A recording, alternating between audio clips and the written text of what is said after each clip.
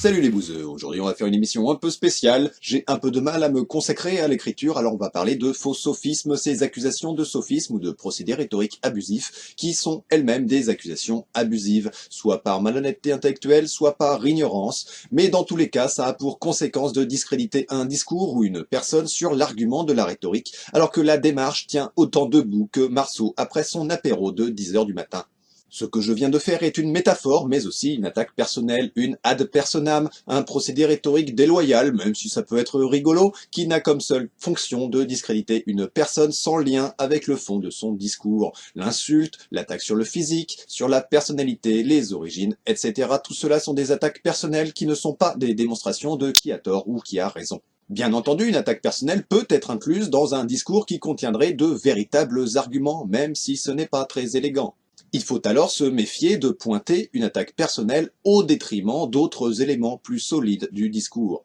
Il s'agirait alors de cherry picking, la cueillette des cerises qui consiste à sélectionner ce qui nous arrange. Mais ce n'est pas là où je voulais en venir, car il faut relever que l'ad personam est fréquemment confondu avec l'ad hominem. L'ad hominem consiste à confondre un adversaire en lui opposant ses propres paroles ou ses propres actes. Pour faire simple, l'ad personam c'est dire « tu es un con » et l'ad hominem c'est dire « tu te prétends intelligent alors que tu as dit des conneries ».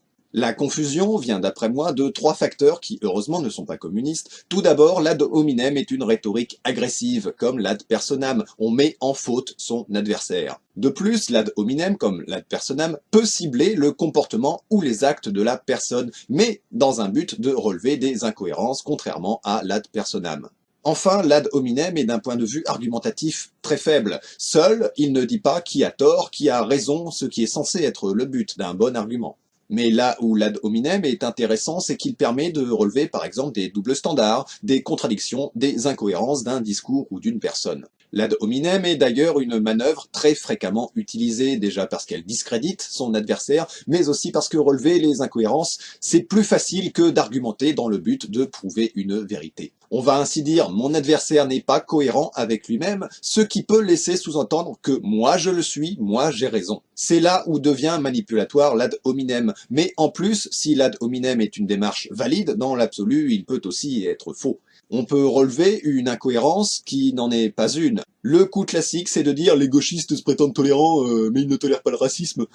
C'est une ad hominem car ne pas tolérer l'intolérance est une démarche logique afin de préserver la tolérance. Ainsi, l'ad hominem n'est ni une attaque personnelle, ni un sophisme dans l'absolu uniquement quand il n'est pas rigoureux. Sur le même principe, nous avons l'homme de paille. L'homme de paille, ou strawman, ou épouvantail parfois, est un sophisme qui consiste à prêter à son adversaire des propos qu'il n'a pas tenus, de préférence déformés, afin d'y répondre plus facilement. L'homme de paille s'inscrit donc dans une volonté d'argumentation, au moins en apparence. Là où ce sophisme est utilisé de manière abusive, c'est quand il sert à dénoncer ce qui n'a pas de volonté de présenter un argument. C'est le cas de la caricature. La caricature, seule, n'est pas un argument, donc ce n'est pas un homme de paille. Mais c'est un autre sophisme qui est l'appel au ridicule, un sophisme qui, comme son nom l'indique, consiste à caricaturer les propos de son interlocuteur jusqu'à les rendre ridicules, sans pour autant argumenter. Ainsi, l'appel au ridicule n'est pas un homme de paille. L'homme de paille n'est pas forcément un appel au ridicule, même si dans l'absolu ces deux techniques peuvent s'agglomérer. De plus, il existe une autre confusion fréquente en rapport avec l'homme de paille qui vient d'une erreur de traduction. L'homme de paille en anglais c'est le strawman, l'épouvantail, mais ça peut aussi se référer au mannequin d'entraînement. Ainsi, dire qu'un homme de paille est un épouvantail est abusif, car l'épouvantail implique d'inciter à la peur, ce que ne fait pas forcément l'homme de paille. En réalité, quand un sophisme a pour fonction d'inciter à la peur, il s'agit d'un appel à la terreur. La parité conduit au totalitarisme, si vous ne votez pas pour moi, ça sera la charia en France, n'est-ce pas, etc. Ce qui, en plus d'être des appels à la terreur, sont également un sophisme de la pente glissante ou pente savonneuse, et oui, c'est compliqué la rhétorique, putain de bordel de merde.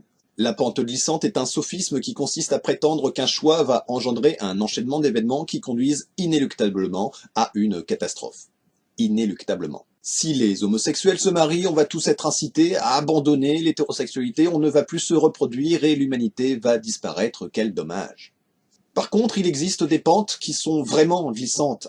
Si tu acceptes la légitimité d'un discours fasciste, ça risque de conduire à plus de fascisme. Sur le même principe, on peut trouver des dénonciations abusives de déshonneur par association ou de culpabilité par association, bref, les sophismes par association. Ce groupe de sophismes consiste à dire qu'un point commun entre deux éléments implique qu'ils auraient d'autres points communs, sans pour autant apporter la preuve ou la démonstration que d'autres liens existent. Pour faire simple, ce n'est pas parce que tu bois de l'eau et que les nazis buvaient de l'eau que ça fait de toi un nazi. Toutefois, si tu trouves qu'un connard a raison sur ce qui fait de lui un connard, ça fait de toi un connard. De la même façon, si un connard te soutient sur une position qui lui permet de continuer d'être un connard, c'est comme si t'étais un connard toi-même. Ou encore, si tu utilises des codes, des symboles ou une rhétorique qui sont les mêmes que ceux des connards, c'est quand même normal qu'on t'assimile aux connards. Bref, ainsi quand ces points communs ont un lien logique avec d'autres, ce n'est pas une association abusive, mais une déduction.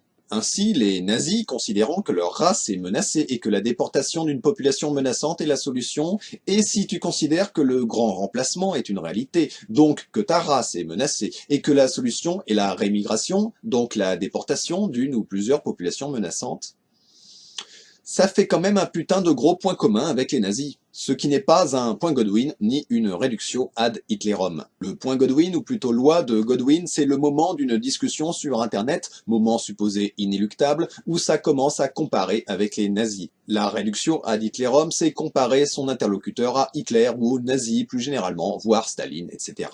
Ainsi, le point Godwin, c'est le moment où arrive la réductio ad Hitlerum et pas la réductio ad Hitlerum elle-même. Petite nuance, cette réductio ad Hitlerum est par nature abusive.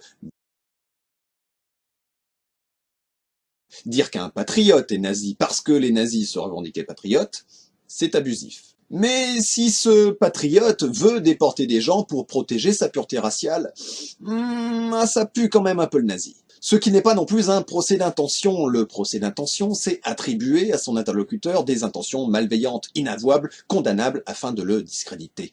Mais c'est abusif, donc un véritable procès d'intention, quand ce n'est pas prouvé ni même vérifiable. Or, des gens qui manipulent, qui font exprès de dire des choses fausses, que ce soit pour mentir ou parce qu'ils en ont rien à foutre de la vérité, ça existe. Et ça peut se prouver, comme on a pu le voir dans notre analyse d'un discours du Raptor dissident, ce type passe constamment d'une logique à une autre avec notamment des logiques antagonistes. Dire qu'il en a rien à foutre d'être cohérent et qu'il est dans une démarche de propagande idéologique, c'est une déduction logique. Tout comme c'est une déduction logique de dire qu'un type considérant que la valeur d'un homme se mesure à sa biologie et que la société est menacée par un complot communiste, ça commence à faire un peu trop de points communs avec les nazis. Bref, comme vous pouvez le constater, la rhétorique, la sophistique, c'est un petit peu plus compliqué que de penser qu'un sophisme, c'est quand quelqu'un dit un truc de gauche.